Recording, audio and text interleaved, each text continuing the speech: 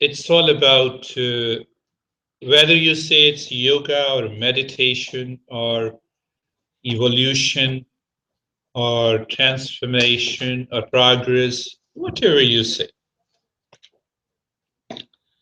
So today's you will also be able to remove a lot of misconceptions about Hatha Yoga.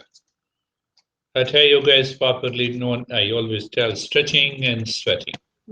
And then again stretching and then again sweating. Is it the law fitness and the VAVA are better than stretching and sweating? Obviously, yes.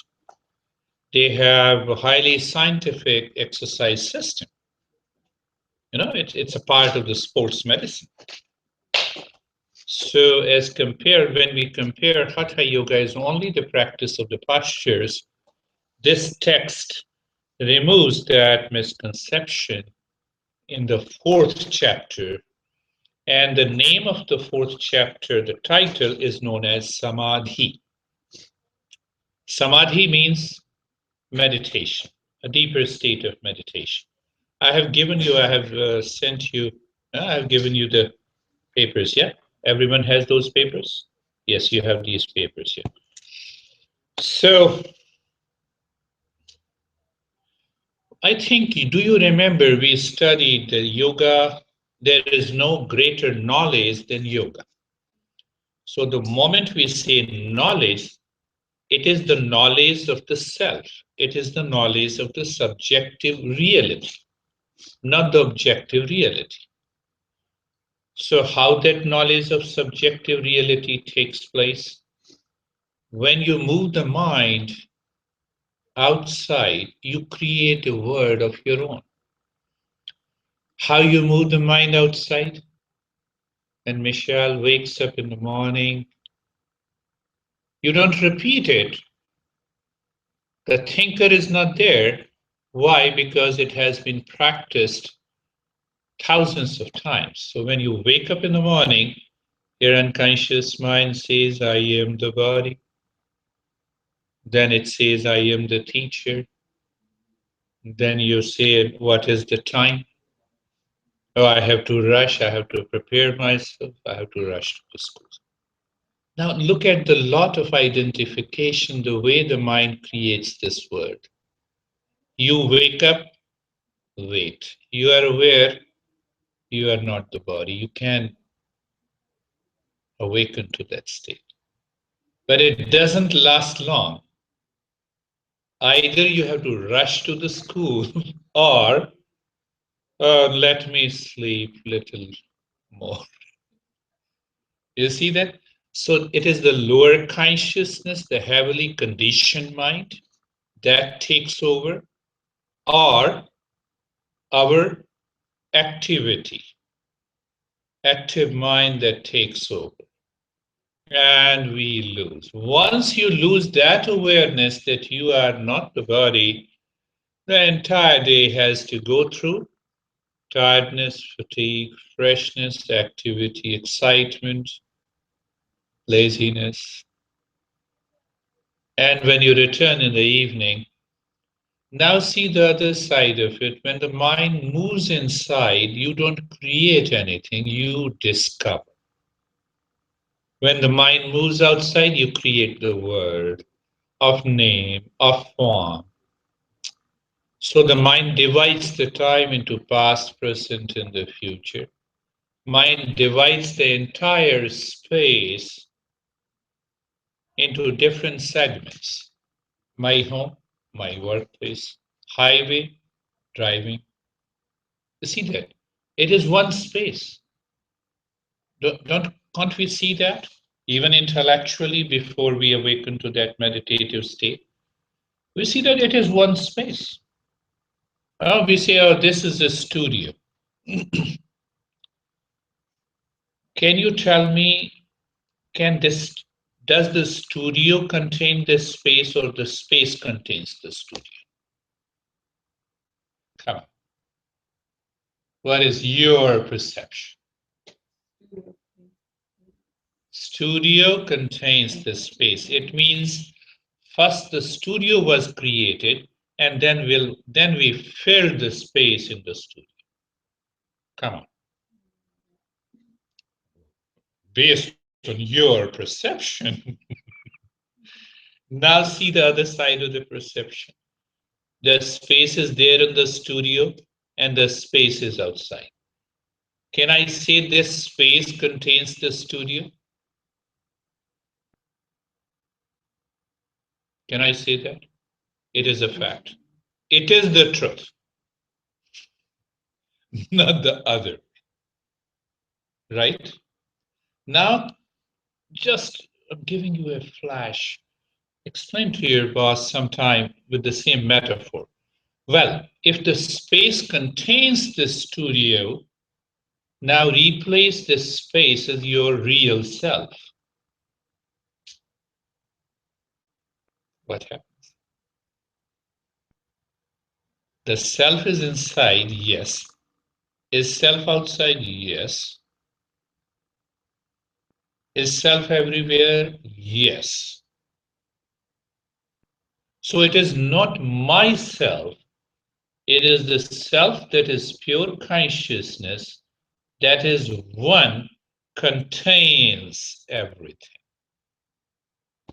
Highest state. We are awakened.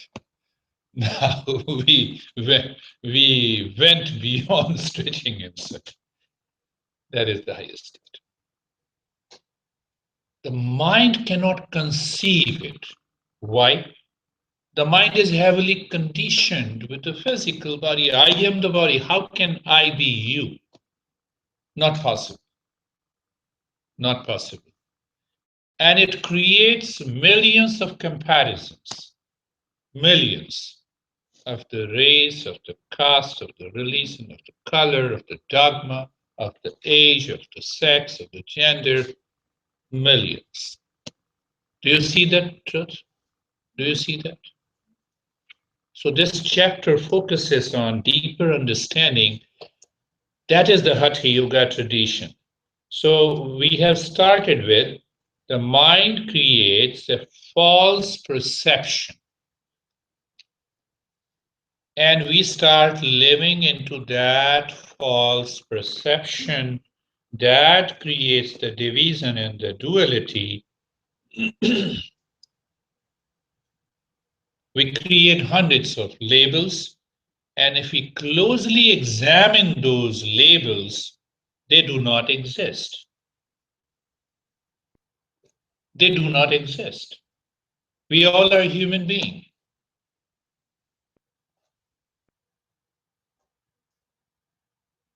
Marina says she is nutrition expert. I want to see where she is nutrition expert.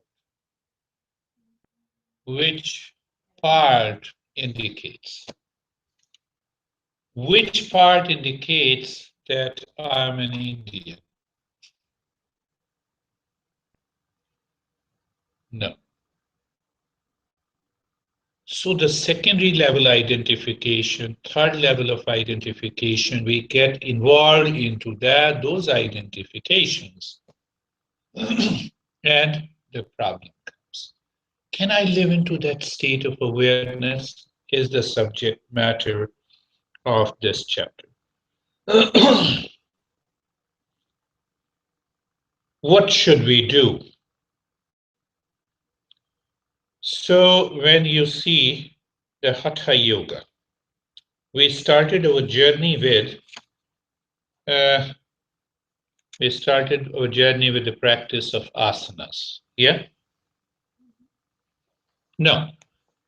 We started basically the first first limb of Hatha Yoga is purification, the internal purification. We covered that topic of internal detoxification, external purification of these holes, eyes, ears, nose, alimentary canal, the nostrils, and the hygiene and the purification. So when the Hatha Yoga starts with the physical body, it does not mean it continues to stick with the physical body. It goes beyond it. Then we started with asanas, practice of asanas. Now I want to give a brief session, practical session of the higher or the real aspect of the asana based on Patanjali. Patanjali gave only 3 sutras. First, he says, Sthir Sukham Asana. Sanskrit word sthir means stillness, steadiness, and sukha means happy state. You're happy. Are you happy in the state of the body at this moment when you're listening to me? And you are still. Stillness demands your awareness. You see that? Your awareness, keep your eyes open and be in a happy and steady state. Happy and steady state. So that is now, understand, you are aware. Does the body become happy? No. When I'm doing the practice of asanas, I raise my awareness that mind is looking at the body, whether it is comfortable or not, whether it is still or not, whether I experience the happy state or not. I'm not saying great master Patanjali is saying. I don't know. Now Patanjali explains the method. It gives you 2 basic principles of doing the postures. First, it says prayatna shaitilyata. Sanskrit term means effortless, natural. I'm sitting natural, effortless. Mindfulness is also effortless. Meditation is also effortless. So Patanjali says, what is the method of perfecting the posture?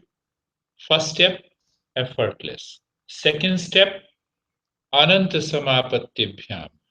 Literally, I would say briefly, let the mind look into the infinite sky in this space. So my eyes are closed, it is a happy and the steady state.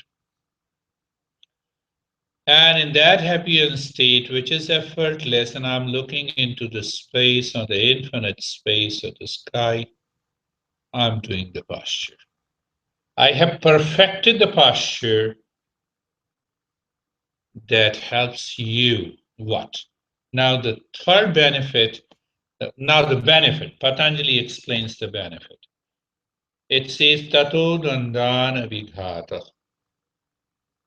The mind that has created divisions, opposites, pain and the pleasure, cold and the hot, and sorrow and the happiness.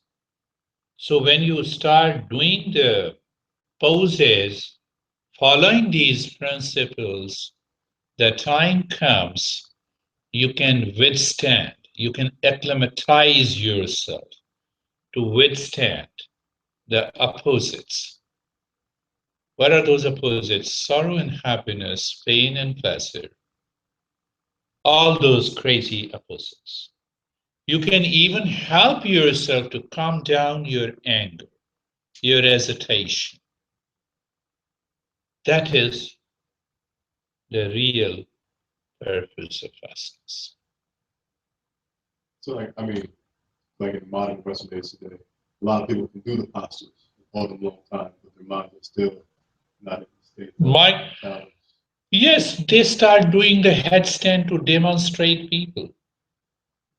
Why to walk on your 2 feet when on your 2 hands when the 2 feet are given to you? Is that why you have the order of purification or ethical, and then the asanas after? Because if you just do the postures, you have no understanding of life. You don't understand what has happened in America and obviously in Europe also, and it has also been happening in India, that we started with one understanding that the physical exercise system and the yoga poses are the same. So we apply the scientific physical exercise principles while doing the physical practices of yoga. And it is a great blunder.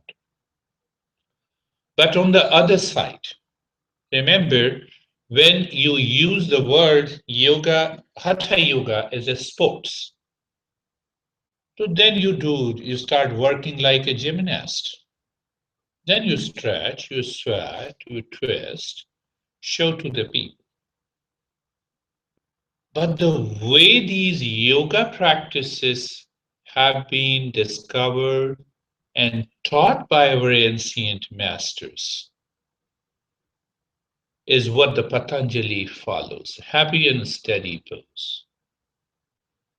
And when I started working on it, finding out there is a Maharshi Raman who lived until 1950, who went into the deeper state of meditation, got his enlightenment while lying down on the back in a happy and steady pose. Another great teacher, Mahavira, who was a contemporary of Buddha. There is another tradition which is very famous in India. You know, there is a movement of a naked movement in America. Have you heard about it? Yeah, nudist movement here. Uh, we have started almost 2,500 years back. One tradition of yoga. And the problem with those guys are they still remain nudist and they walk in the street in cosmopolitan cities. But the problem is again there that not a lot of people like it. So their disciples make a circle around that nudist monk. So he walks in the middle and the people walk all around in a circle. A lot of craziness. So you see that?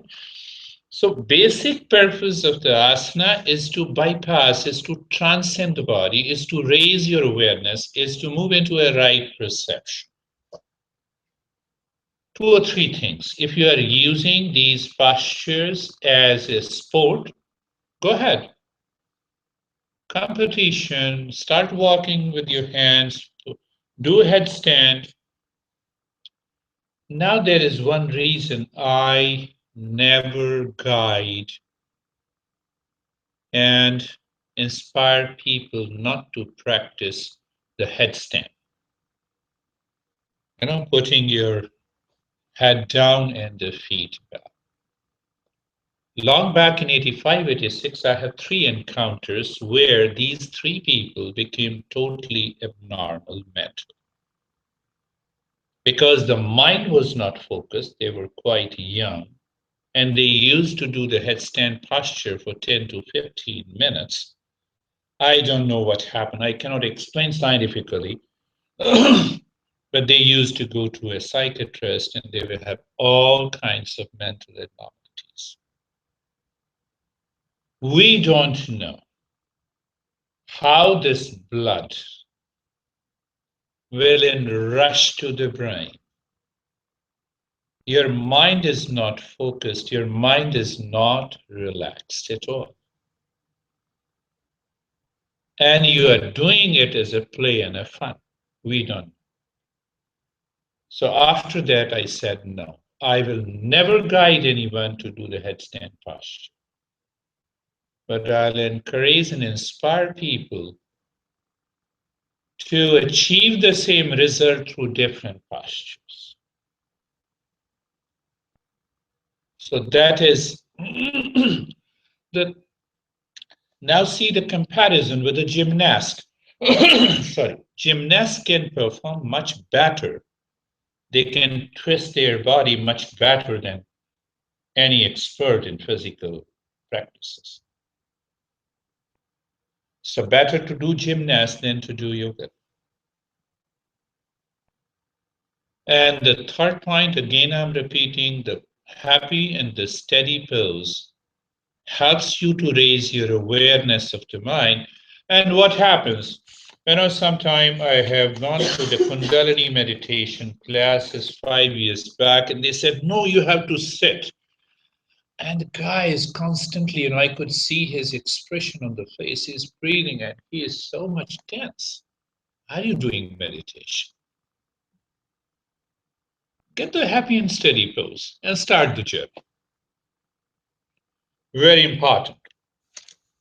Now, the fourth reference that is also important in modern, in these Hatha Yoga texts, there comes a reference. It says asanen rujo hanti. The regular practices of asanas manages many illnesses. Many illnesses. When you're doing these practices regularly, that is what the physical exercise system of the science always says. You do regular aerobic and anaerobic practices, stretching and sweating, jogging, that keeps your heart healthy. So obviously, so that point is also there. Now we have done with this part. Then comes the pranayama and the mudras. Pranayama and the mudras.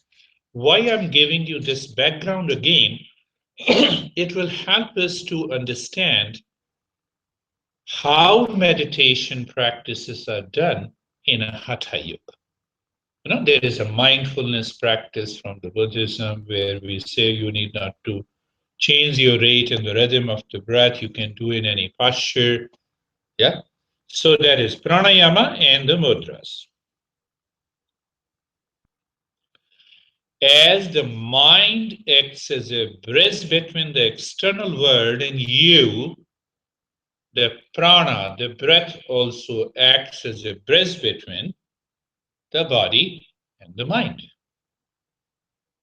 Now, prana has three manifestations.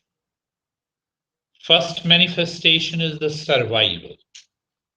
Where is that energy? Energy helps us to survive. We don't know to wake up, to sleep, to dream, but all these waking, we alternate. During 24 hours a day, we alternate in all these states. So some part of that energy manifests for survival. Second part manifests for our instinct. Another part manifests as a breath. Prana is not the breath, but prana expresses itself as breath. That is why when we control and regulate the breath, we bring about the change in the body, in the mind, and in the different states of our consciousness. So prana has basically these three different manifestations.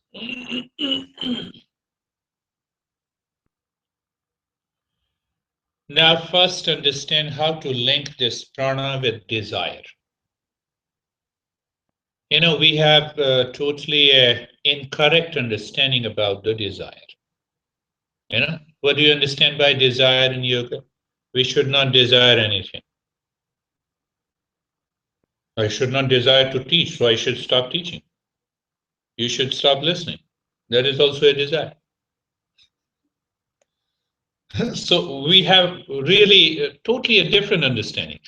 And the moment any teacher teaches you, oh, don't desire, stop desiring, and then your mind will, then only your mind can meditate. So what happens? Your eyes are closed, but you're asking, how crazy the teacher is. He's asking me not to desire. So first thing to understand about the desire, that what I want, the way I want, it must be done in the same manner, is the real understanding of the desire. So what is the desire? Socially, you all are students. I consider everyone as my friend. So you must learn the way I teach you. You must understand the way I teach you. So that is a desire. Let me express myself. You understand, it is your chance, it is your understanding. So whenever you ask somebody to follow you, you dictate, it becomes a desire. So desire always has an intent of fruits of its action. That is what we are talking as a desire. You understand? Now that the moment you have that desire which has a intent of fruits of its actions that you perform in your daily life, the prana comes into picture, this energy. This energy is polluted. That is why we say desire is the impurity of prana. Now, I think I discussed with that. I talked about that. Desire is the impurity of the prana. Aspiration, let me perform better and better in my life. Let me express, let me evolve. Let me teach you in order to express myself, express the wisdom of yoga. I enjoy. So that becomes an aspiration. So as long as this desire exists, we need to practice pranayama and the mudra to change the mind, to change the body. That is what we discussed in the previous lessons. Mudras is a state between asana and pranayama. You understand that? That is why we do it. So it is a state because that desire is fulfilled by the body, is experienced in the body, starts with the prana, the mind comes in between, so we regulate the breath and we get rid of it. So you say if the desire begins to subside itself, does one need to still practice pranayama and the mudra to gather more prana? Yes, together more. The first step is this, that we purified. There comes the purification, and if we continue doing these practices, we raise our awareness. That lesson is coming, that topic is coming. And that's a good question. Then comes, once you have done pranayama and the mudras in a Hatha Yoga, now your journey has reached to a milestone of meditation. That is what the Hatha Yoga chapter we are going to talk. Meditation leads to the highest state of subjective reality. Awakening to the subjective reality is the knowledge. Knowledge of the self is the power, and knowledge is that power which liberates you from the conditionings of the mind, from the dualities, from the anger and agitation, from the pairs of opposites of sorrow and happiness. And that's why these neuroscientists have started saying, do nothing, be in mindfulness. They say, I will teach you. They know only one practice. They have done a couple of research studies and one practice. They have become celebrity here in our country. So I wish that you should declare that I know about meditation 99%, only 1% of the science. I'm not MD, I'm not a medical doctor, so I know 1% of the science, but I know 99% of different practices of meditation. You know only one. So you should declare yourself. Don't get upset, because people sometimes these scientists use the terms. Google that very term, neuroplasticity. It appears a big buzzword. No, look at it.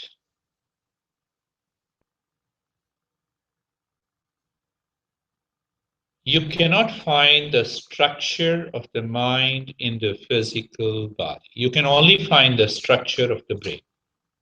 Do you agree? Can you find the structure of the mind in the body? No. So it means mind is functional. Mind is not structural. Science always wants to know the structure, the material part of it. That is why they talk of a gray matter. So they say brain can change their structure and their function. What we say, mind is functional entity. When it is constantly thinking, it is mind. When that function chooses, it becomes intellect. When it becomes owner, it is ego. And when it recalls the memory, it is mind stuff. It is functional. Understand, we are going a little deeper into the meditation, Michelle. Mind is functional. Now I want to know from these great scientists with all humility as to what fires the brain to rewire it. It is the functional entity that is mind. And they are not clear about it. And we are made clear by hundreds of yoga scientists. You can say them that they are the yoga experts and the masters. They simply say mind is a functional entity. If the mind is not there, you cannot fire the brain to rewire it. Are you sure? Do you understand that? Quite illogical, rational, and with clarity. Right? So now what these masters says, that you have to make this mind your friend, not an enemy. When you make it enemy, it makes you crazy. It creates a bondage. It creates a suffering. Can you experience when the mind is, your own mind is your enemy? Can you give me 5 examples of your experiences in daily life? When the mind says, I'm in anxiety, mind is your enemy. Become aware. Move the mind inside. Move into peace. That. When you're angry, when you're agitated, when it has a desire, when it forgets itself, when you forget yourself, you also forget the value of forgiveness. When you forget yourself, you forget the value of forgiveness.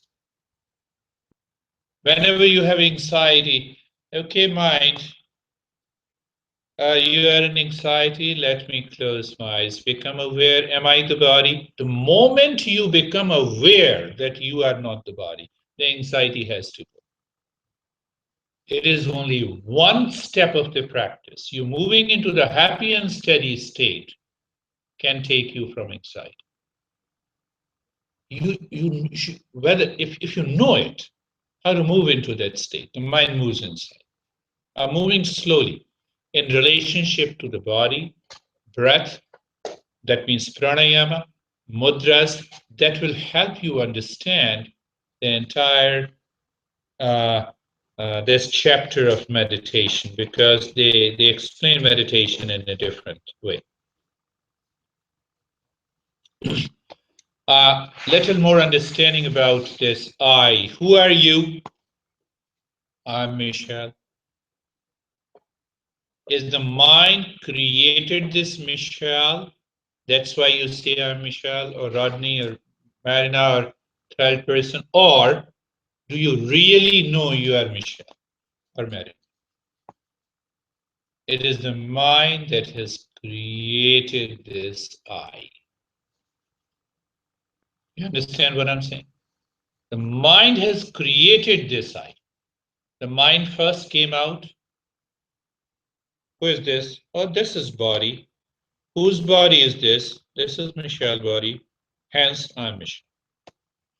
What I do, I work at this office. Everyone knows Michelle works in this office, so I am Michelle and work in this office. You see that? The mind is creating different notions and it has integrated all the labels and it says, here I am. You understand? This is the false notion we need to get rid of. How much it takes? Nothing.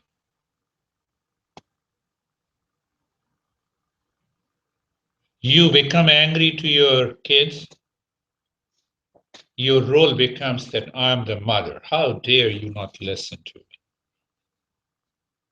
You miss yourself that you are a human.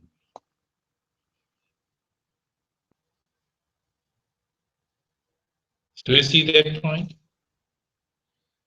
So now, based on all the previous discussions that we had, now come to the basic understanding. The first verse, Namah Shivaya Guruvai Nadabindu Kalatmani Niranjanam Niranjan Padam Yati Nityam. My Sanskrit is also Americanized now, becoming a little difficult, and my English is sometimes Sanskritized. And I'm not able to pronounce some of the words. I know. You guys don't tell me, but I know. Look at your expression. But that is okay. So now this first verse says,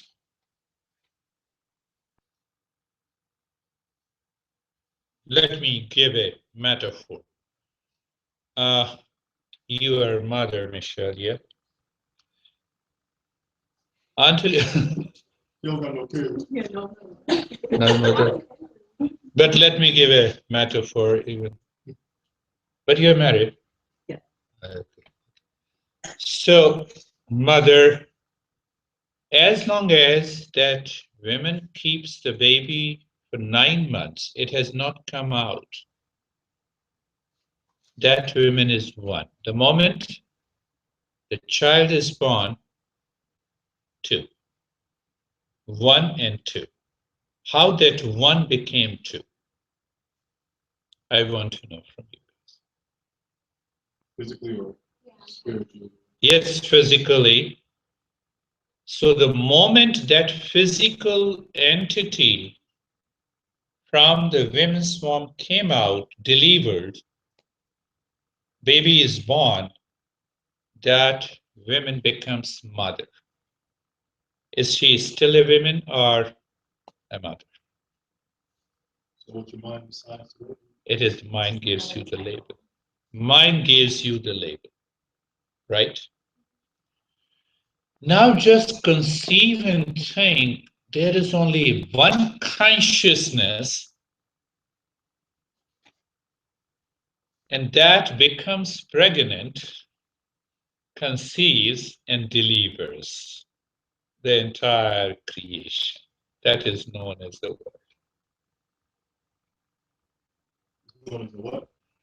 This is the entire world, the creation. I'm not going into how it happens, how one consciousness conceives, but understand the two things.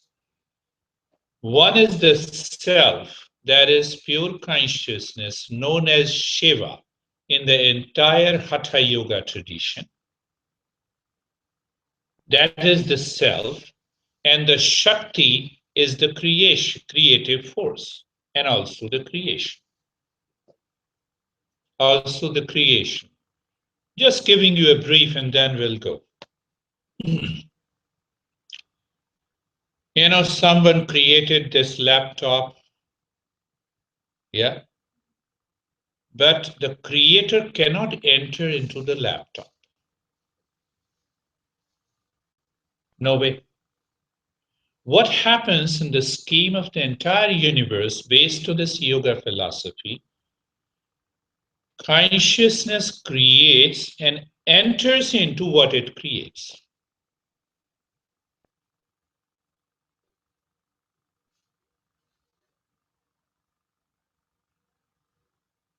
No? No? You understood? You can't. Mother-child example. In mother-child example, the mother cannot enter into the child. Yeah. That was one metaphor that we become from 1 to 2. The second example, second metaphor, the secret principle is that consciousness creates and enters into its creation. The moment it creates, it enters. So consciousness created me, and it is there inside. Here. That is what I have to discover. Right, and that energy is just transferred. Yeah. One thing we are confused from the scientific point of view that yes, the physical reality is transferred from the parents to children. Physical reality, what we talk of DNA, RNA, chromosomes, so we can continue talking about it. But not the consciousness, we don't know. How did consciousness transfer? Why not the consciousness of tiger transferred into the baby that is born? There are a lot of questions unanswered. So here, remember only one thing. Consciousness creates. So parents have a consciousness, whether they go for sex just for the sake of pleasure and conceived and baby is delivered. But anyhow, there is an intention. So it is a part of the consciousness. So consciousness creates and enters into what it creates. Once you understand that principle, the meditation, the journey to the meditation becomes easy and simple. You're trying to bring back that consciousness to yourself. That is what, when the consciousness that created this physical reality is already inside, I have not to look outside. I have not to look outside. I am the body, no, please. I'm the mind, no. I'm the breath, no. I'm the thinker, no. That has come from the society. I'm religious, no. I'm Indian, no. I'm American, no. And then you start moving to the source. And that is the self. You got it? That is what it is explained in different terms. It says, salutation to the master, the dispenser of happiness to all, appearing as a nada, bindu, and kala. Play. Now what happens? There is a play. That consciousness plays with the creation. What is the first creation? The body. Second is breath. Third is mind. Fourth is intellect. Fifth is ego. So that consciousness is playing. That consciousness never gets into anxiety and the stress, my friend. It is the mind created the I-ness that goes into anxiety or stress. For example, just now you are totally stressed. You go into sleep, you wake up, you are totally fresh. You are aware. That awareness never goes into stress. You see that? Can you realize that? Can you become aware? So what happens when you become aware? The moment you are anxious, mind, stop it. You don't fight with it. Mind, stop it. You are culprit. Let me remove the mind, not Michelle, not you are. Mind, you are the culprit. So there comes another principle in meditation that I'm responsible for my stress and I'm responsible for my peace. Nobody else in this world. Not the school. Not me. I'm only responsible for my stress and suffering, and I'm responsible for my peace and happiness. If I make a choice, I can move into peace and happiness. If I don't make a choice, I suffer. Once you have that awareness guided by a tremendous faith and the determination, meditation is a play and a fun. Meditation is a play and a fun. So one great master from this tradition, Gorakhnath, what he said, Hase khele na kare man bhang, te nihichal sadanath ke sang. He defines meditation. You can write the name of Gorakhnath. I think you have heard this Gorakhnath in traditional language. The Gorakhnath was very famous in designing and giving crazy practices of meditation. So there is a proverb in India which is known as Gorakh Dhanda. So Gorakh Dhanda, the proverb literally means that this guy is a crazy who can guide you the meditation in thousands of ways the moment you approach to him. So he says, Hase khele na kare man bhang, te nihichal nada sadanath ke sant. So what is the literal meaning of this? Hase khele na kare man bhang. While doing all the activities of your life, going to the office, writing, listening to your boss, your kids, what he says, na kare man bhang. Don't corrupt your mind. Don't let this mind to move with the wrong perception, for which you have to do nothing. You have to do nothing. Then what happens? Hasan, hase khele na kare man bhang. When you don't corrupt your mind, then what happens? You are always living, moving, and acting into the meditative state.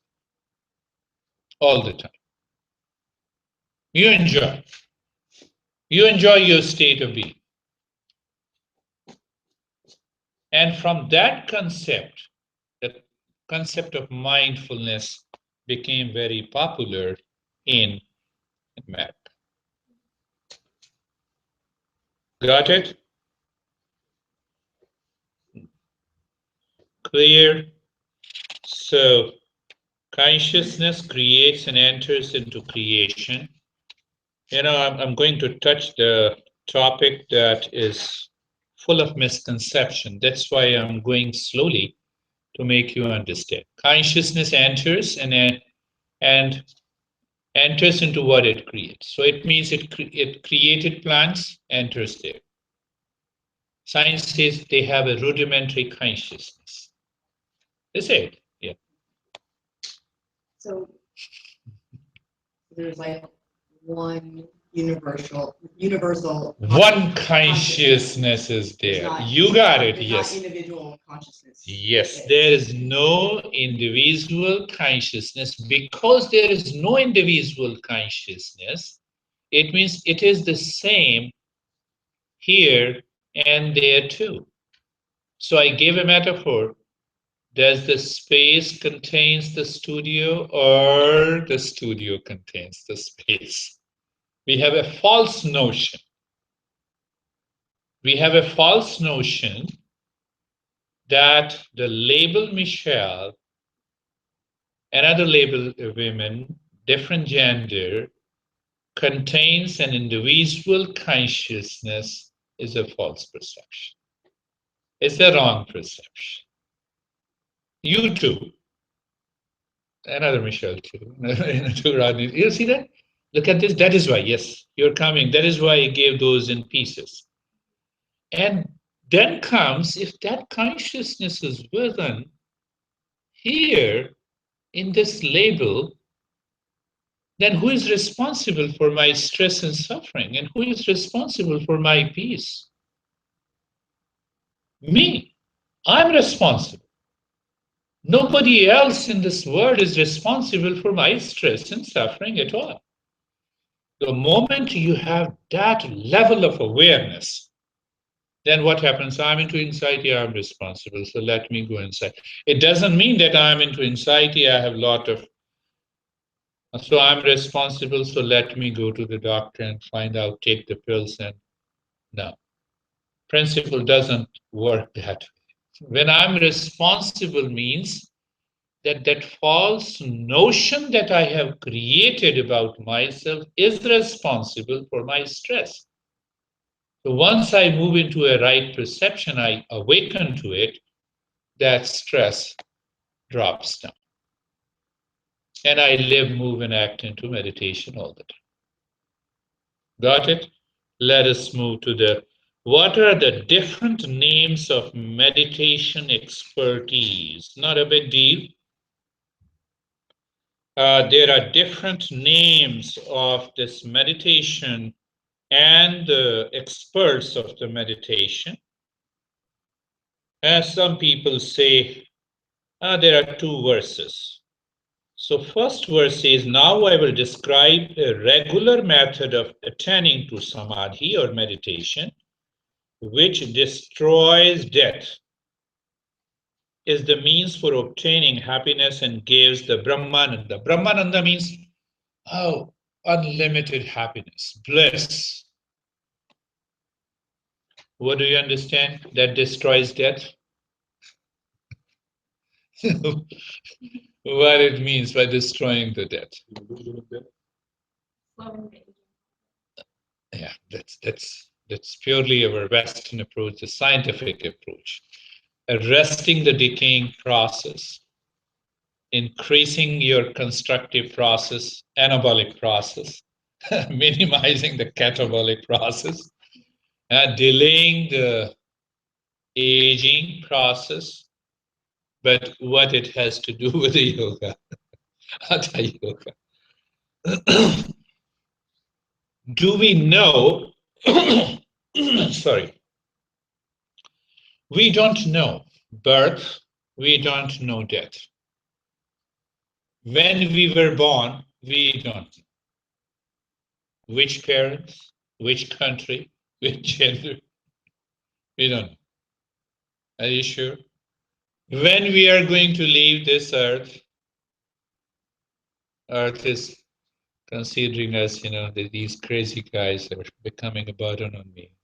Earth may not be saying us, but when we leave it, we don't know.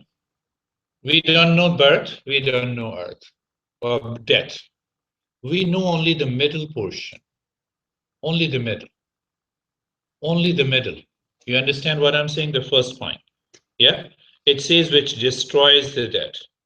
What is going on in between the two? Oh, we are a little bit aware. How we are aware? With a wrong perception that I am the body, I'm the breath, I'm the mind, I'm the teacher, I'm the student, I'm the man, I'm the woman, I'm husband, I'm wife, and long list. Long list. I'm religious, I'm non-religious, I'm theist, I'm theist. No. So that too is a wrong perception. Right? That is the sun. Now the third perception comes when I claim and declare I am the body, then only I die. When I'm not the body, how can I die? Come on. I'm not the body. How can I die? I destroy the death. That is the meaning. That is the real meaning. When I'm not the body, how can I die? Question of death and the birth doesn't arise. The question of birth and death arise only when I am. Got it? When you reach this state, you then become aware and know when your next death and birth is. That is the secondary question. Yes and no, both. Yes, you know it. Yes, you know it. Yes. That leads to another area. So the moment I'm not the body, There is no death. So every day you lie down, okay, I lie down every day and I'm going to sleep. I said, okay. Now, Girish, you are no more dead. The next moment I induce a very deeper state of relaxation. When the mind understands that you are dead, the mind has not to run for desires and cravings. It's already gone.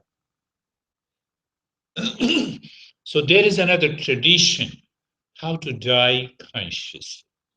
So that's another way. So destruction of death is there. So now see the other verse.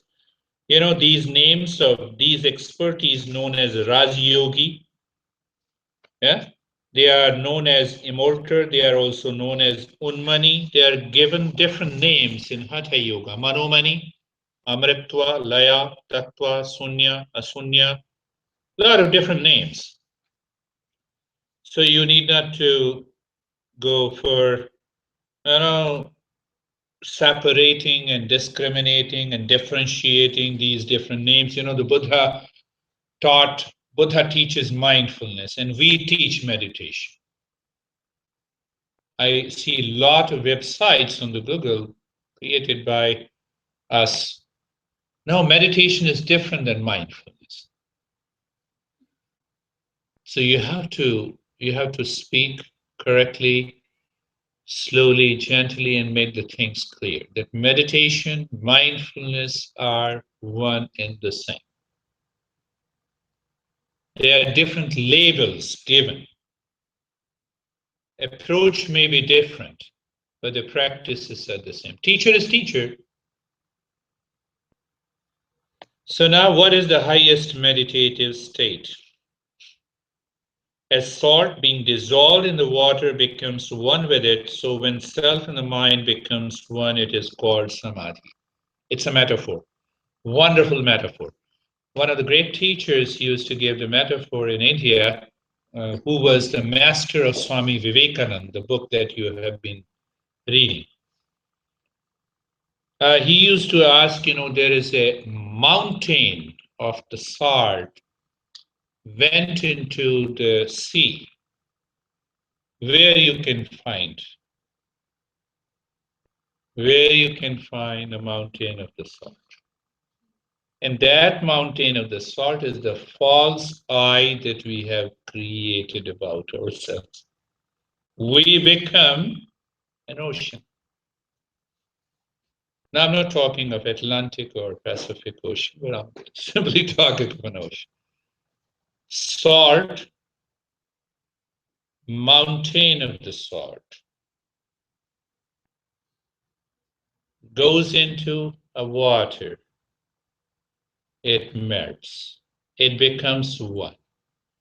So that false notion of the I-ness drops into an ocean of the self, it becomes one, the highest state of meditation. That you can do here and now. Choice is yours. Right? That is one metaphor you can give. Yes, I think I made every word clear. The self and the mind becomes one. It is called Samadhi. You see, the problem, conflict stops when you drop that label. You are a dietitian and nutrition expert, and some client approaches you. No, I have done this. When I eat cabbage, I feel very good, and you explain differently, and you stick to your point. So you are claiming that first you are a nutrition expert, then you are a human being. Change your perception. You're right, my friend. Come on. There is nothing in it. I'm not essentially a teacher. I'm a human being. So if you say, oh, you don't understand, you crazy guy, you don't understand meditation, I said, you are right. I don't understand. I'm not a teacher. Come on. So are you aware of that label? You talk to your honey. So what my mind thinks, because you are my honey, you should behave and act and live the way I think you should be doing. So I create a desire. So as long as we are not married, everything is rosy. Oh, everything is good. Everything is so good. And the moment we give a label, husband, problem is there. You see that? You can drop your problem by yourself. You have joined my class in a right time, Rani. You are right, Christina, don't worry. And then you see that what happens. You see the point? Daily life, meditation is a part of your life. It is your breath. It is your breath. You take your breath to the school. It is not that, oh, let me practice meditation, move into peace, and then I will start teaching. And when you start teaching, you're already anxious what you're going to do. You don't say, okay, I have been breathing for years together, let me keep this breath for a week, let me give a break. Meditation is a way, it's a moment, it's every moment. So that is what it says. So you got it. Let us move it to another verse of this. When the prana becomes lean and the mind becomes absorbed, and then there becomes equal is called samadhi. Another way to define meditation, you see that? That's how the Hatha Yoga is approaching the practice, the philosophy and the practice of meditation slowly, slowly, slowly, slowly, slowly. So you go to this, what we say, when the prana becomes lean and the mind becomes absorbed, and then their becoming equal is called samadhi. We are going slowly, understand this point. What is the meaning of prana becomes lean? What is the impurity of prana? Do you remember? Desire. So it means the desires are dropped. Prana becomes lean. So here the leanness has to do more with the purity. Free flow. Yes. So you talk about like the other one that says when the object is removed from the mind is no longer the master. But then you said the desire is kind of you wanting them to be a certain way and has to be that way. But what if you think about something like I want to have, say, a nice house, but you release how that appears. Nice, wise is a choice. You are already into the problem. So like you're in that considered desire as well too, to an extent, even though you don't mind how it turns out. Here are few necessary considerations done. One aspect. You are a billionaire and you want a penthouse built by Donald Trump, and I don't know, I like him.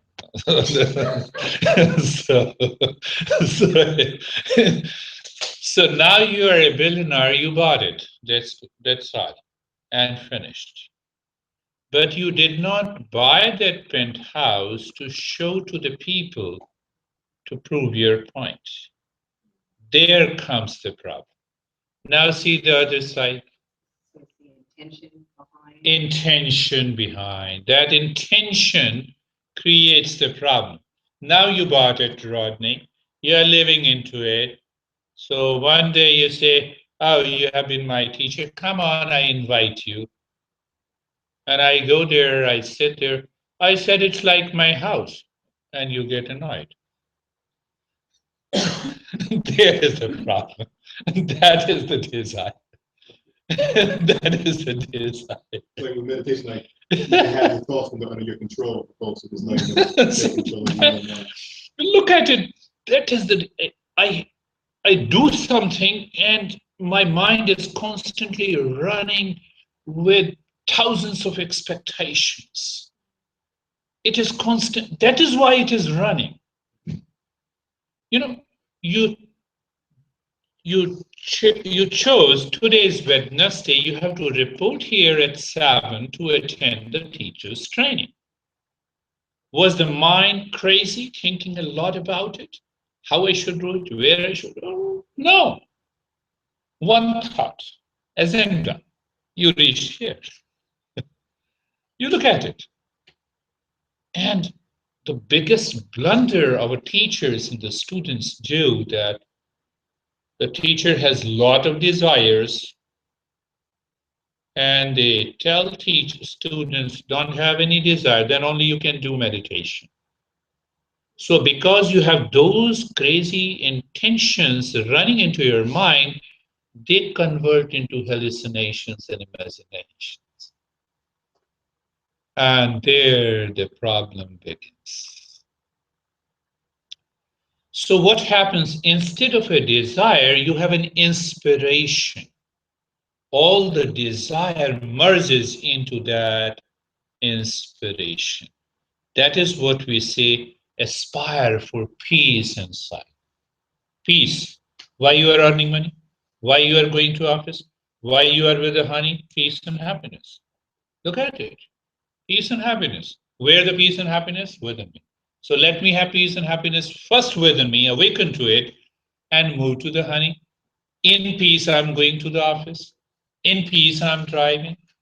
In peace, I'm talking. In peace, I'm teaching.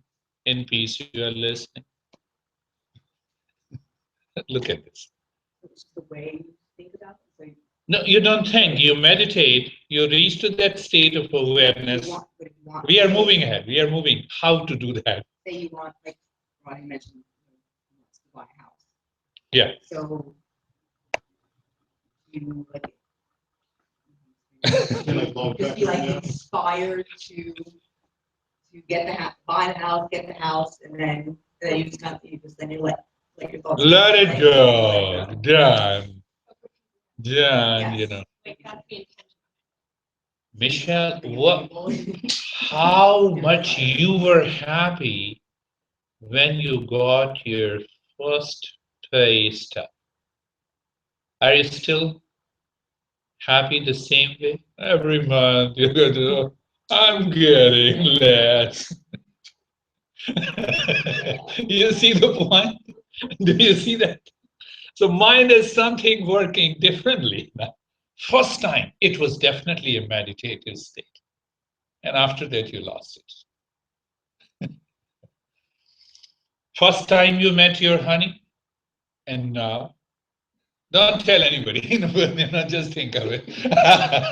I'm so inspired by him. You see that? You see, first time. So first time the mind is definitely, it looks, it becomes aware, it is inspired. For a couple of few meetings with your honey, the mind is always inspired. It is waiting in emptiness. No, okay, it's okay, you're late. But I was waiting. So there are a lot of things. That's what we have to need to look at. Is it because you start to put those expectations on that person? Find out. Without expectation, you cannot you cannot be upset. You're being upset, it means something is going on in your mind. What it has to do with if someone reaches late or early. What it has to do with it? Is it 7 o'clock or 7:30? Does the time create the anxiety in you? Come on. You see that? That is, look at the deeper, in-depth understanding of the mind. You see, so let us move a little deeper. So that is how you move into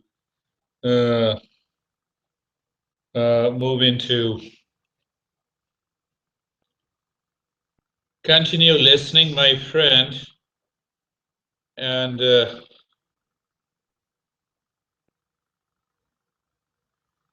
Hello. Continue listening. I'm giving a talk and then we will do it.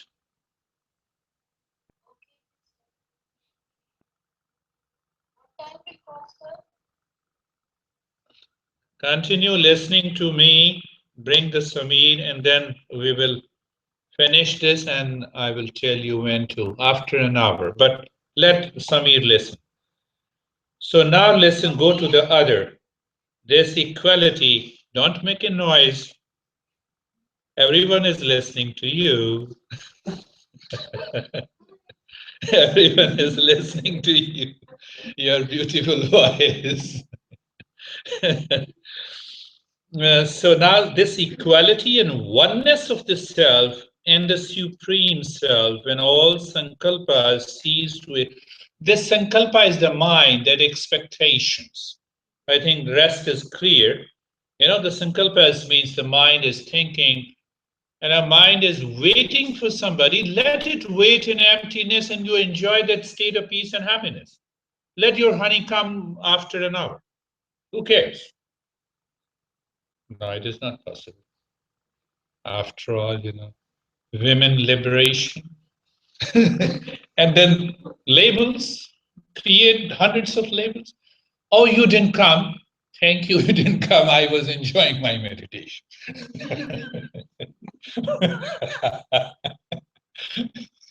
You see that one? Come on. Yeah, you might be moving into that phase of life. Now you are more mature. Marina, huh? Michelle. She's married and he already has a good friend, Christian. Once you choose, just enjoy. Okay, honey, you came, good. You didn't come, good. And I can tell you that a very deep change will take place in you. And if you follow that state of your mind,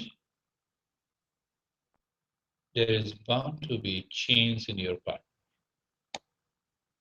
If the partner is aware, he or she will change.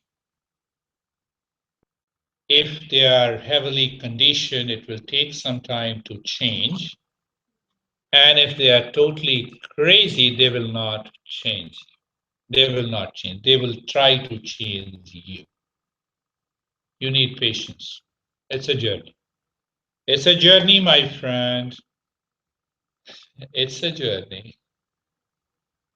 It makes your mind sharper. It makes your mind sharp. Don't dream. Start living here, Michelle. Come on. So now, one who can know the true greatness of a Raja Yoga, knowledge, mukti, condition, and the siddhis can be learned by instructions from a guru alone. All the, I think, words, Raja Yoga, it's okay. Now go to the next question. How Hatha Yoga practices leads to meditation. Indifference to worldly enjoyment is very difficult to obtain. And equally difficult is the knowledge of realities to obtain. It is very difficult to get the condition of the Samadhi without the favor of a true master. Master, live teacher, that is one way to understand. There are 4 gateways to the meditation. First is commit yourself that you have to live in peace. Even if you want to be angry in peace. Fight in peace. Come on. Promise to yourself. And Samir, fight in peace. Be angry in peace. Anxiety in peace. That will change your perception of life. When I have to fight, I start speaking loudly.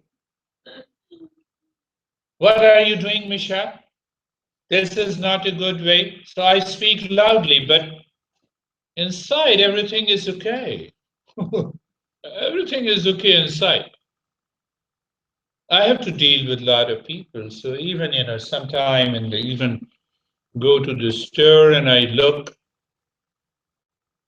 they say, what? I said, you gave me this much. Can you calculate it again? There is a little tone of change in the voice, but everything is okay. You're faking. Everything fake. Yeah, the right word is to fake. Fake your anger. Even if you're really Yeah, what you angry. want. Even if you're really angry. But if you're really angry, you have to practice meditation first before you try this. That how can you become angry in reality when you are faking it? Fake is a play. It's a fun.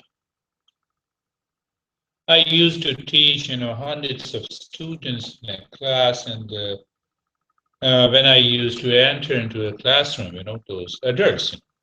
In teachers' training, I used to have 100 students, the military officers. And I used to, oh, everyone is making, the moment I enter, there is a quietness. I said, I never told you to be quiet. I gave you another 5 minutes to complete what you were taught. I know there was a big noise in a class. Continue. I want to enjoy that. So every day, because there used to be 4 days a week. So after a week, I saw that nobody makes a noise. They were hooked to their, today this guy is going to teach this. There are many different ways to do that. Yes, when you say, fake anger, yes, I become angry too, yes. It's a good emotion to use it. What if people are aware and they can see through your fake? Or some people. Yeah, it becomes, when people, he becomes, this guy has been with me for 20 years, so he knows I fake anger. But then he knows that I have a very important message for him. He knows, I'm serious. You have to follow it. I am not going to listen to you. So it goes into the next level. It takes time. It takes time, and then you enjoy, every moment. So to mold those who need. Yeah. And then when they realize it, you know more because they have to. So by means of various, now coming to indifference. Yes, you have done it. Now let us go to the 10th.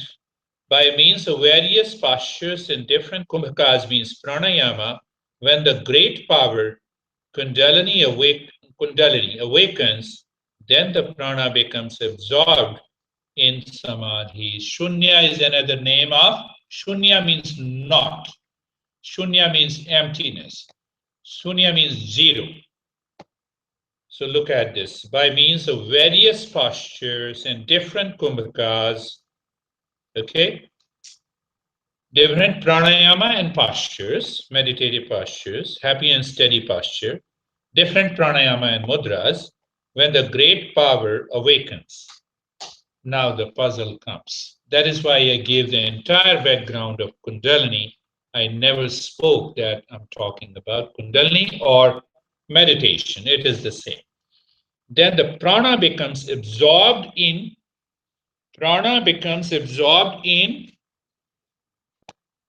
emptiness in meditation. Prana is absorbed in meditation. Into that space, into that consciousness. You bring the perfume here, sprinkle that perfume, what happens? It merges into the space, merges into that emptiness.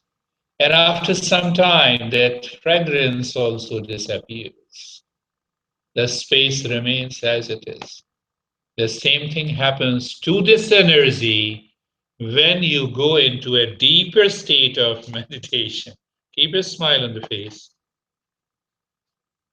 Where you are. Yes, okay.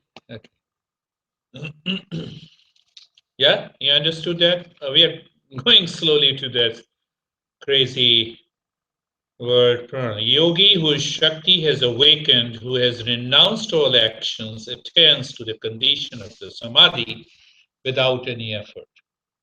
The 11th pose, the yogi, practitioner, whose Kundalini has awakened and who has renounced all actions by regular practice, not by force. When he sits into meditation, he is absorbed. All the actions are dropped that has caused due to the mind, which has created the false I, and that is all your desires are dropped. So after the thoughts in the mind? Yes. And attains to the condition of the Samadhi. How to become free from the karma. Before I go into the Kundalini, I will go into that part.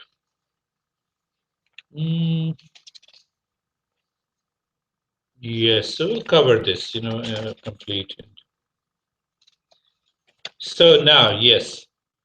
Now see, I give you a brief, it's a deeper philosophy, but tiger kills, eats, sleeps.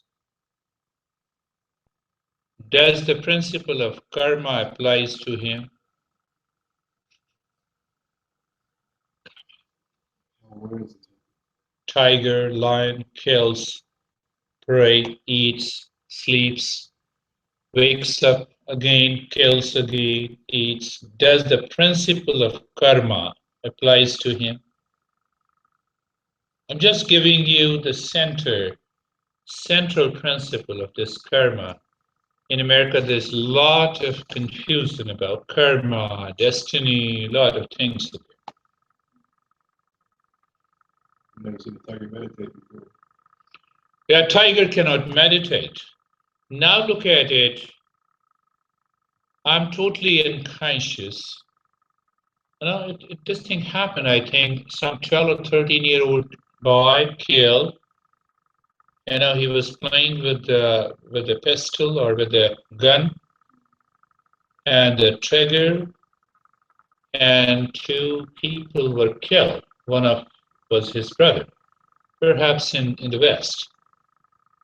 He's totally unconscious. Perhaps that guy didn't know. The boy was hardly 10 or 11 years old. He didn't know whether this gun kills. Also, he was simply playing with it. Does the principle of karma applies to him? That is the second part. Answer is no. Why? It doesn't apply to the tiger. Why? There is no I-ness that I killed you for my food. I-ness was not there. Once the I-ness is there, karma applies. I kill you intentionally. Intention is there. Intention comes from that I-ness. That I-ness is created by the mind. That is a wrong perception. And because it is a wrong perception, then I kill you, the karma applies. It doesn't apply to the type. It doesn't apply to totally unconscious people. You need not to prove in the court. It has to be understood from inside. And a court can prove it is purely non-intentional. I'm not going into the court, It has more to do with deeper inside you. Deeper inside you.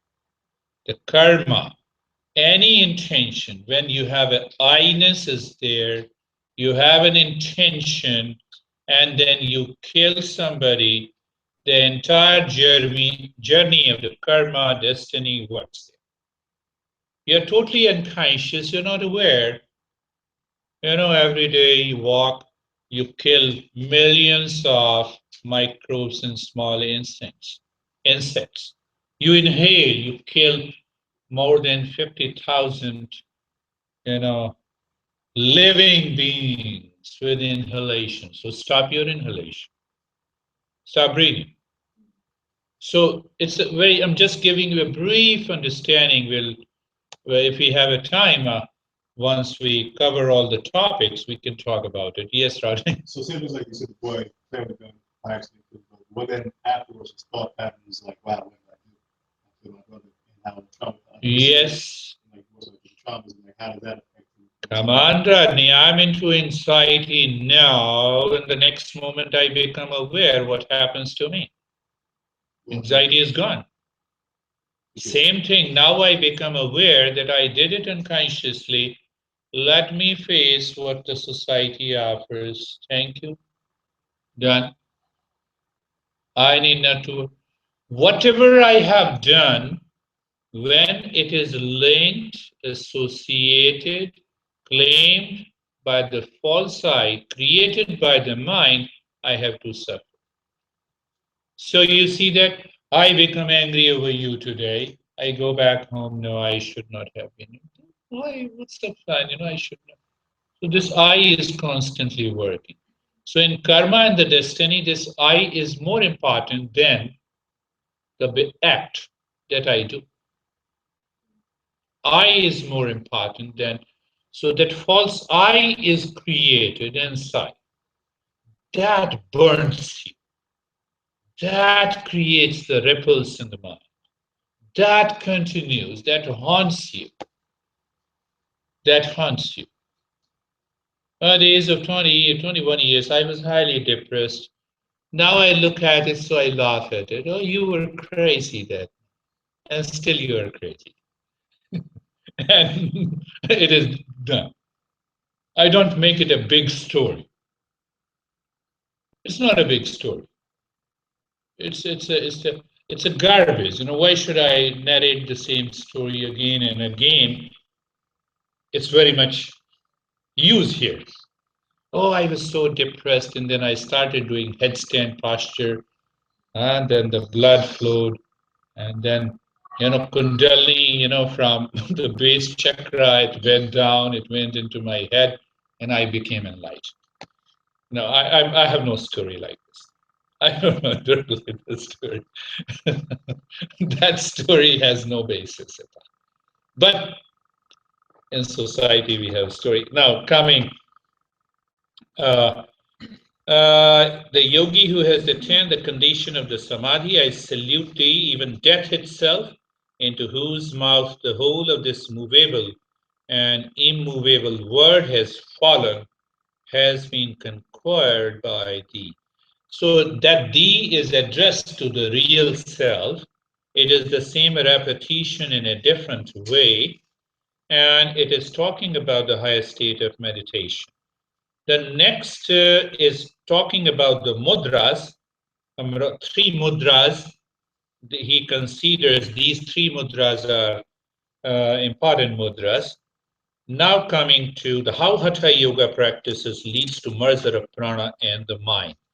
I'm coming slowly to the Kundalini. How can it be possible to get knowledge so long as prana is living and the mind has not died? No one else can get moksha, that means liberation, except one can make one's prana in the mind latent. Latent means that you strip the desires, you strip the movement of the mind, moving out, creating the content, and relating to the objective reality. Objective reality. There are two things, I'll take up that. Let us look at the next one, 16. Always living in a good locality, having known the secret of the Sushumna means middle channel, which has a middle course and making the Vayu move in it. The yogi should restrain the Vayu, means air, the prana, in the Brahmarandra, means the top of the head. I'm coming slowly. How to move from the objective reality of the time and space to the subjective reality. Time in the form of night and day is made by the sun and the moon. That the middle channel, it means we allow the mind to go deeper within to the middle path. The moment we are into that state, we transcend the time and the space, we move into that state of peace and the calmness that is a great secret.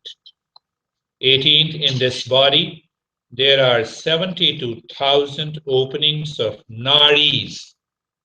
We have done this. Of these, the Sushumna, the middle channel, which has the Sambhavi Shakti in it, is the only important one.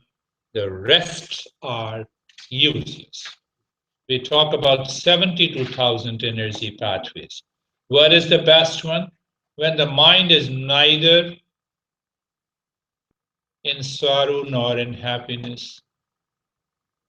When the mind is neither in anxiety nor the so-called peace created by the mind, not awakened to the peace. Mind doesn't work in the duality. It doesn't swing into the pendulum. When it does not swing into the pendulum, it takes the prana with it. So then prana has left all the impurities. Then the prana and the mind merges together. That is known as the middle path. I'm coming slowly to the Kundalini. Coming slowly, don't worry, I'm coming slowly.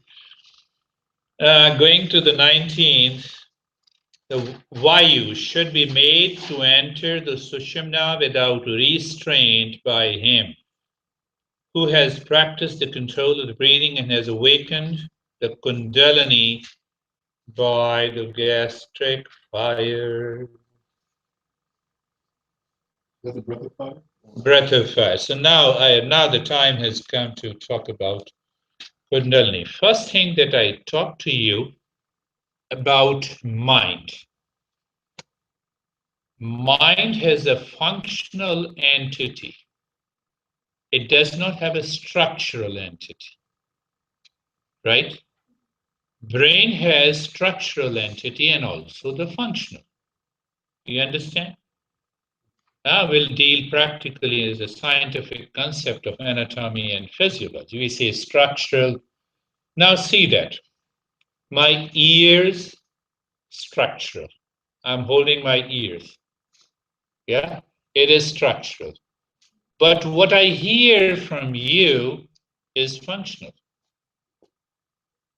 Eyes, sight, functional. But I do have a physical eyes. It is structural. It moves, retina is there, lid is there, a lot of the iris is there. That's a concept come from the science, right? When we use the term Kundalini, it has a functional entity, no structural entity. First thing. The moment you create a structural entity, you are creating an imagination. Many people, I think at least 20 people have come to me and they say, you know, but this is solar plexus is awakened. I said, you are fortunate. Now the sun might be rising into your belly instead outside. Awakening. As some people say, you know, this has awakened, you know, but you see that when I go to other people, you know, they send me the negative forces. So what the hell awakening has to do? I don't understand. No, I want to understand, and I'm serious. I want to understand those things. You know, I see a biggest moon when I look inside my head and absorb into meditation, and I see that the coolness is dropping, and that is spreading to my parents and my family and my honey, but I have a problem with my honey. So the awakening is related to a lot of these things, and I don't know. Michelle, I don't know. If you can explain to me, then yes, I will definitely be able to understand. But based on the tradition, first thing, the Kundalini is a functional entity. The way the mind is functional, the way I have explained to you, the mind has What the mind has, the mind, the thinking part, the mind has a thinking part, the mind has intellect, it chooses, it creates the ownership, and then it has the mind stuff, the four parts. When we were born, how we survive, can you tell me?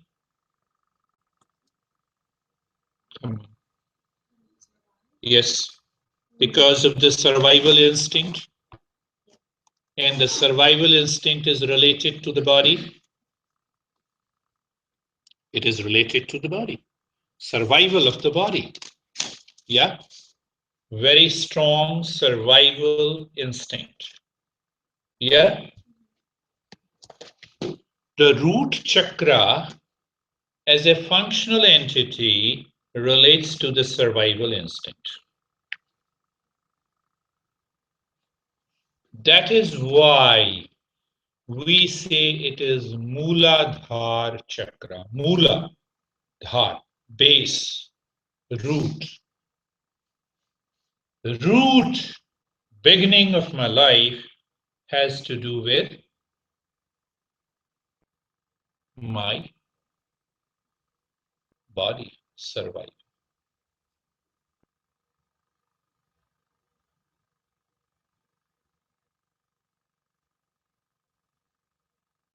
The second chakra has to do as a functional entity with my desire. As long as this desire is not taken care of, you remain fixed into the second chakra or the functional entity. And as long as you have greed, you remain limited to the third chakra of gastric fire, whatever you say, the solar plexus.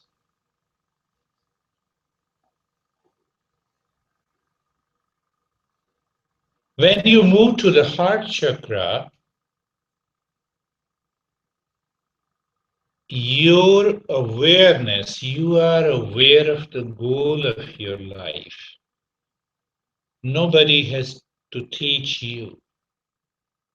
You know, as I'm teaching here, the goal of your life is to evolve. You are very clear. What you're clear? I have to evolve. I have to change my mind. This mind is crazy. I'm responsible for my peace and happiness. I cannot get peace and happiness from outside. No honey can give me infinite peace and happiness. But it doesn't mean that you go today and say to your honey, I know, you know, my teacher taught me. Don't tell to her, you know. So that is not the case.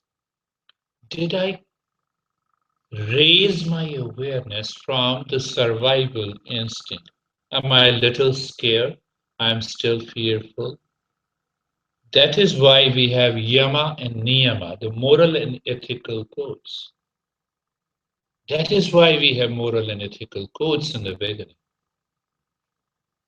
Did I move from the fear to the fearlessness? Did I understood what it means by fearlessness?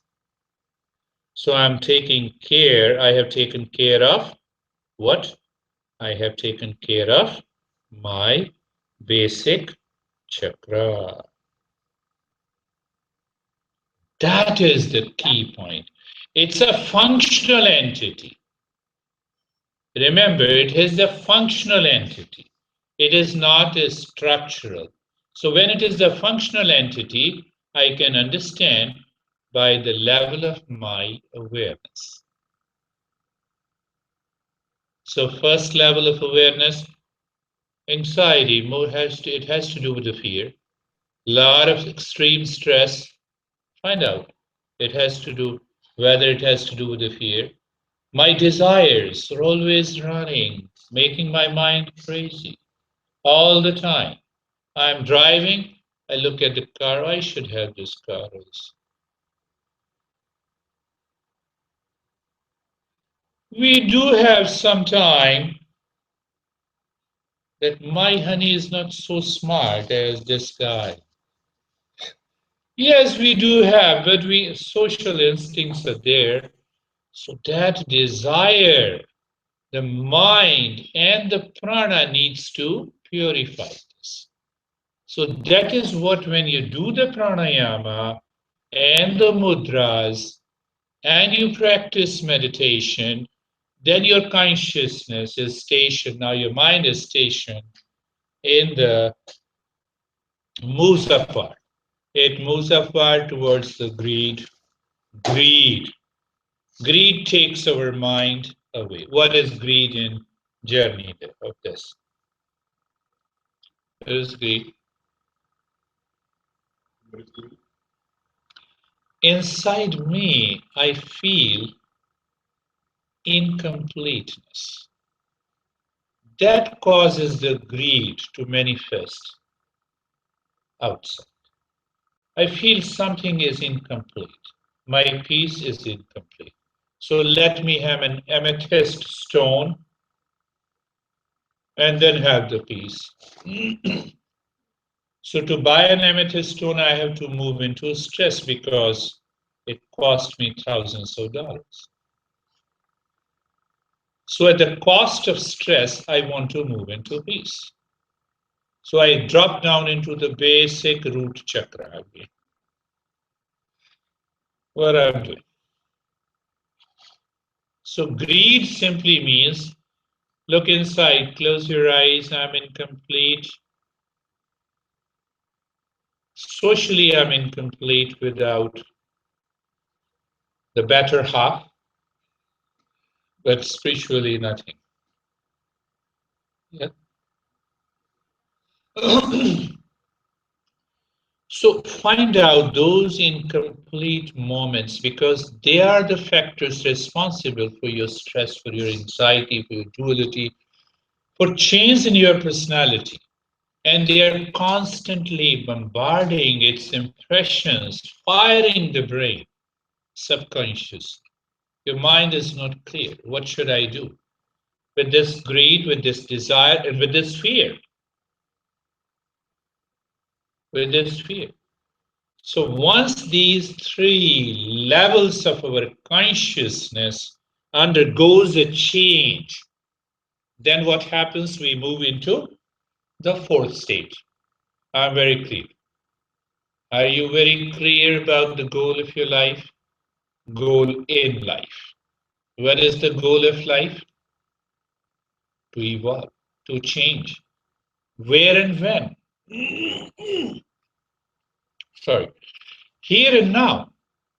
When you go to work, yes. When you're driving, yes. When you're lying down, yes. Anywhere, everywhere. That is the goal of your life. Let me change and evolve. Why to evolve? To move into peace, happiness, wisdom, love, and so on. Now, when you are with that awareness working outside, from inside to outside. Now, see, I'm teaching. Let me express myself. Let me known as the teaching. After half an hour, we'll finish up. Done. So you don't create any impression. You go to your home and he says hi, you say double hi. Where's the problem? Because you are in peace. There is no problem saying double.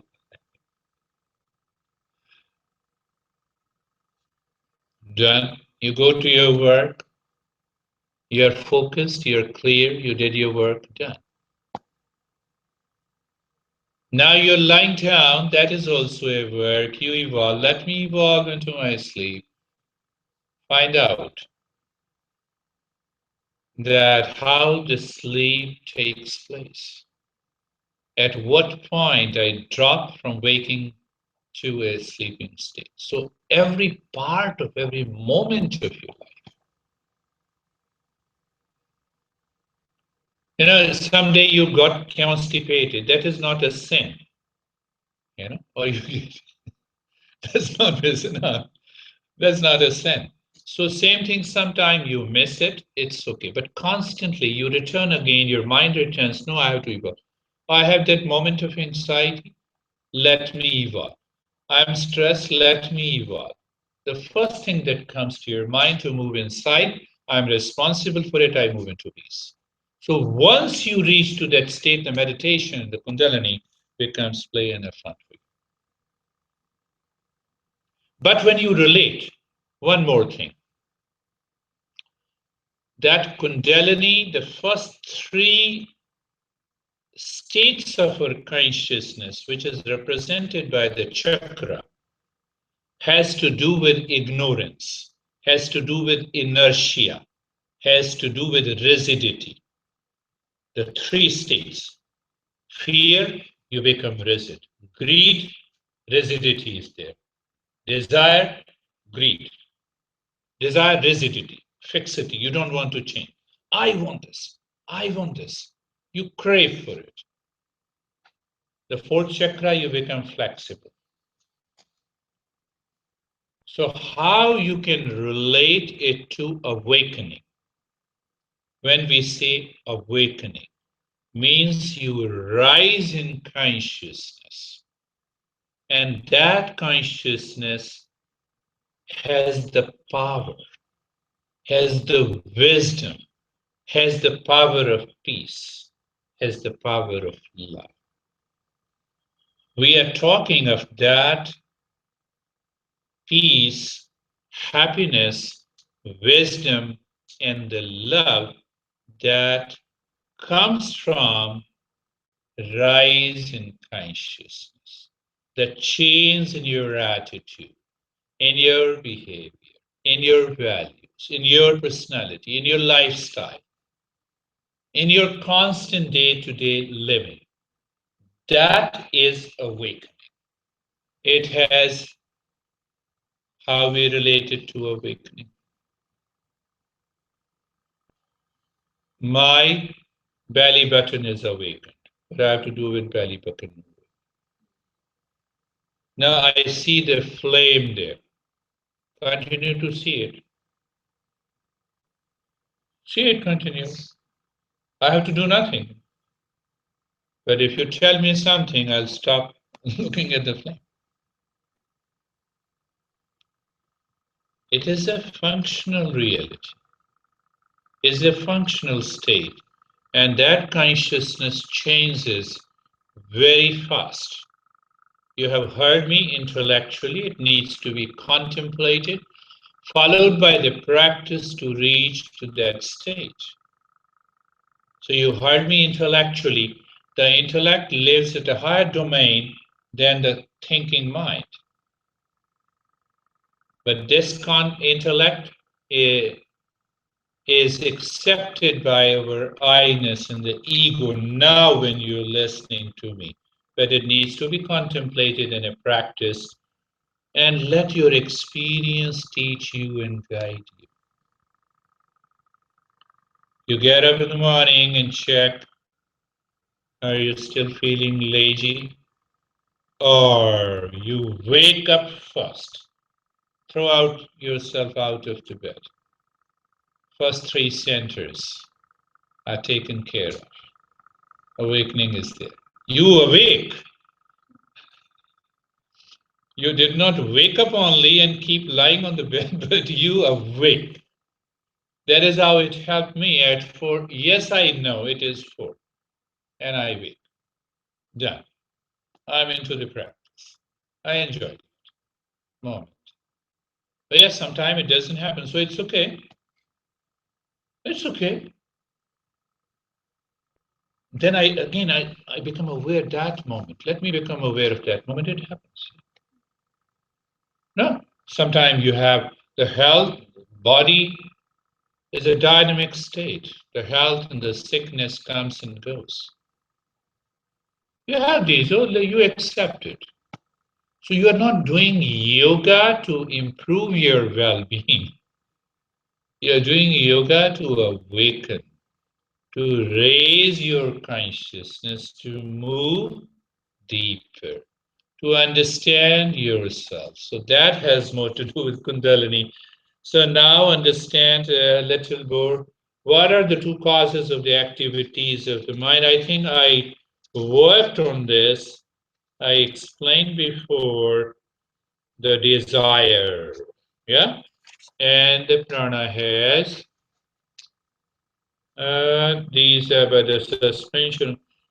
Yes, operations. Look at, read it. Both the mind and the breath are united together, like milk and the water, and both of them are equal in their activities.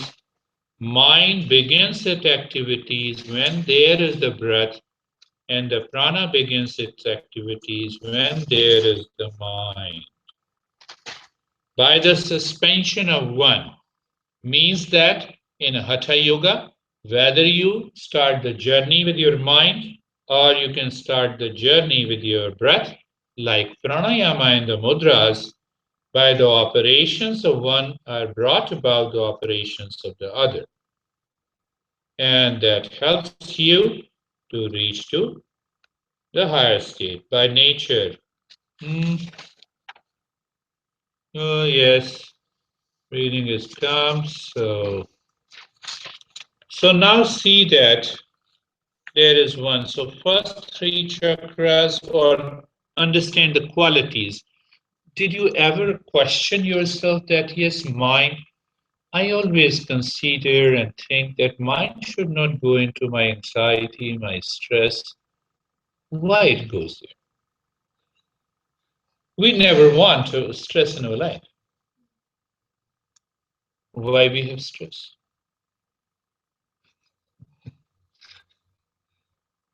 Ask yourself. Why we have stress? Do you ever ask yourself that no, let me, God, give me a little tiredness so that I can fall into sleep and wake up in the morning? You don't ask, you don't think. And still the tiredness comes. Why it comes? And someday you sleep late in the midnight and you wake up in the morning totally fresh, you're flying active. What is this? And someday you're sitting and one day in the meditation, oh, this is very deeper calmness and peace. So as I explained to you that mind is a functional entity, it is the consciousness that moves the mind with the three qualities. One quality makes the mind totally inert, rigid, fixed, conditioned. That takes you to the darkness. The second quality of the mind makes you active, activities. The third is illumination. It enlightens you. It awakens you. It is a beautiful thing that I have understood after years and years of together. So I'm making it simple. Again, making it simple. It's a very quiet. So when your mind is dominated by the first quality of rigidity, inertia, then what happens? You sleep more, you have anxiety, you have fear, you have craving, you have desires, you have greed, you have violence. Same mind. Mind is the same. I'm explaining with reference to the Kundalini. Mind is the same, but now this mind is dominated by these lower instincts that leads you to inertia. This guy is crazy. No, I don't want to meet this guy. Rigidity. Oh, yes, he was so good, so dear to me. Now I divorced.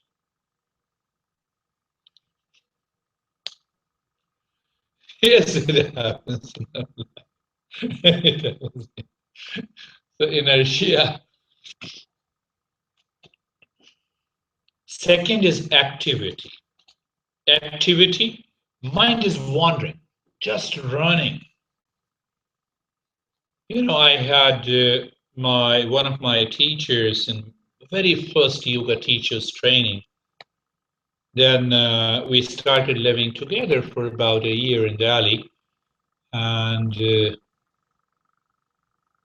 so we used to return home around 7 in the evening, and we used to have our dinner. He said, Girish, can we have a walk? I said, why should we have a walk? No, I think, we should buy some rice. I said, we can buy it tomorrow. So after 5 minutes, again, he used to come. I forgot something I want to buy. I said, first sit, let me know what you forgot. I think we'll go to the grocery store, we'll buy. I said, what is this? So sometime you live into that activity. You go your home to relax. You go to the kitchen. No, okay, let me take a glass. Let me take a cup of coffee. Let me go to the restroom. Let me lie down. Let me switch on the TV. What is this?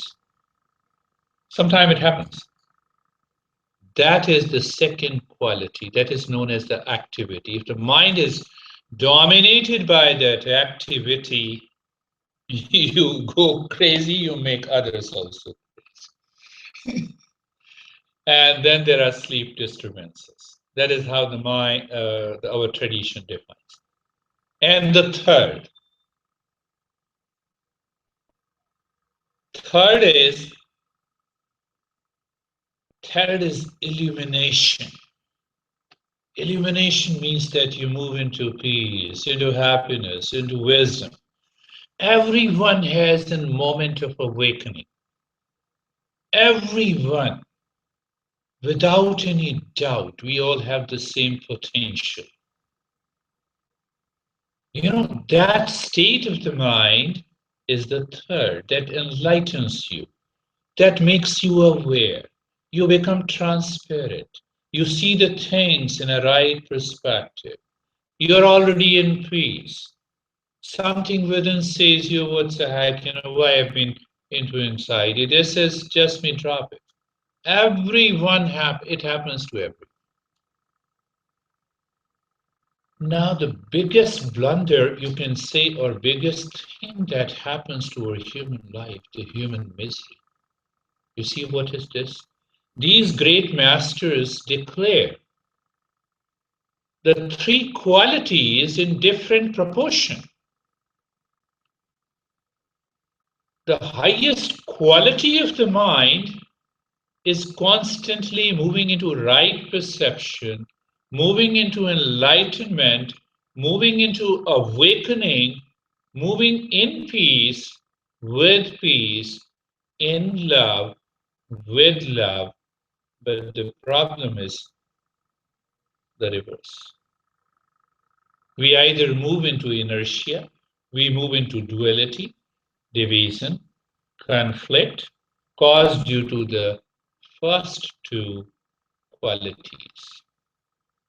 The darkness, you can say the first one, the inertia, and the second one is the activity. The greatest criminal, they have the same proportion. You can say the proportion maybe 75% has that potential of awakening. That mind has that ability, that capacity, that potential. Functionally, that mind has 75% of good qualities. That heightened state of awareness, it can reflect on any time, here and now, in any situation. But what is happening to the human being, human race? The other two are dominant. Other two are dominant. The inertia the rigidity, heavily conditioned mind. Heavily conditioned mind, one talks of the race, other talks of religion, the third talks of gender, the fourth talks of I remember again, I'm not speaking his name. so you see that, look at it. Are you also talking in the same mode? Or do you want to change? You understand what I'm saying? Yeah? All great masters says it is 75% and the activity part. Activity part you can consider it's maybe 15%. So that becomes 90 and 10% is the rigidity, inertia, the violence, the rigidity, the dark part is only 10%. And there is a beauty of that inertia. If it does not exist, you cannot sleep. It has to be dominated in deep sleep. That is why we are not aware of the sleep also. Because of the lowest, the inertia, the rigidity, conditioning of the mind.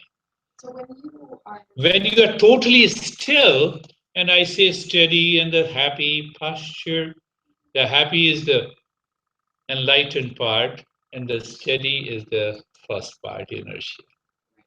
So inertia too has a goodness. It has a goodness.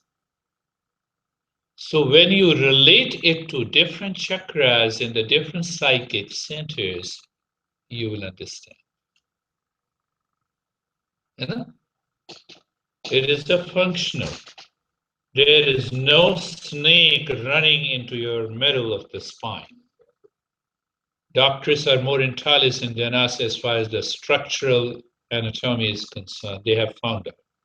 And that is why they tell teachers of a tradition that you all are crazy, including me, if I say that, oh, there is some structure. Mind has a structure? No. Kundalini has a structure? No. Yeah. I become angry, down, root chakra. I'm anxious, root. I'm running, I want to run, my mind is crazy. Second chakra. I become greedy. I must have this, this object or this person, and I become aware. I'm aware of that state. We all are friends, we all are safe. I'm already into that state. So it's a constant working. It is not structural you can change by regular practice, going to Vava or going to Law Fitness, coming to Hatha Yoga classes. Structure. Huh? There is definitely other functional part is also there, but more of a structure. Or stretch here and there. Sit upside, stand upside down, or sit upside down, or hang on the hair and peacock. Why do you do all those? Just as a play and fun, but keep your goal intact. The journey is different. Journey is different. Does it make any sense to you all? Are you clear about anyone who talks about Kundalini? We have great teachers in our country, in America. We have great teachers of Kundalini. They will tell you that yes, there are lotus flowers that blossoms inside. There is already a global warming, We used to see the white lotus flowers in the Himalayas. Now we don't see. So what about, it is blossoming inside Kundalini. I'll explain to that those petals also. Sometime let me find the time. Yes, sir. So then, it's like Hatha Yoga is like pre-development to ways of the meditation from young. So what is the purpose of Kundalini Yoga with those different postures? The Hatha Yoga is basically an offshoot of Tantra tradition. And it is the Tantra tradition. In one Tantra tradition has 64 different paths. Out of 64, if I'm correct, around 25 or 26 different paths explains and guides you to follow the path of Kundalini. So the Hatha Yoga came from that Tantra part, which explains about Kundalini meditation. So will it help you for meditation? It helps you into the practice of meditation, definitely. So, but when you start with consciousness and you end with consciousness, in between there are many misconceptions. Awakening, I awakened. What I awaken, I see the God. Okay, continue to see the God. What I have to do with you then? When you see the God, you are God because God is within you. God is less powerful than you because God is within you. Don't move into those areas. The more you move into those areas, you will create a lot of misconceptions, not only to yourself, you'll create a lot of imaginations, and the problem with you, not problem with others. I see the elephant, you just continue to see the elephant. At last, the elephant has appeared in your meditation, but the tail is stuck.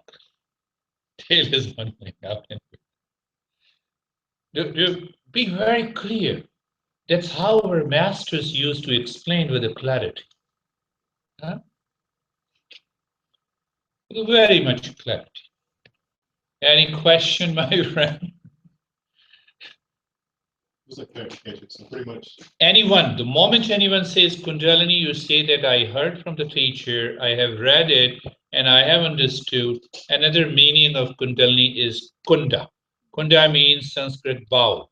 Bowl is upside down. And here is the brain that is upside down. It has a dormant potential. We awaken the dormant potential related to neuroplasticity. The philosophy and the concept is easily understood. Only one thing, then you come to a positive aspect. Science has yet to understand that functional part. We understand. We have hundreds of practices. Science studies proves that deep breathing practices helps you to change your mind, change your body, change your autonomic nervous system. If you know how to practice the posture in a happy and steady state, it changes your mind and attitude. Come on. So like this, be very clear, be very focused. Be very focused. And I don't want to speak on this, but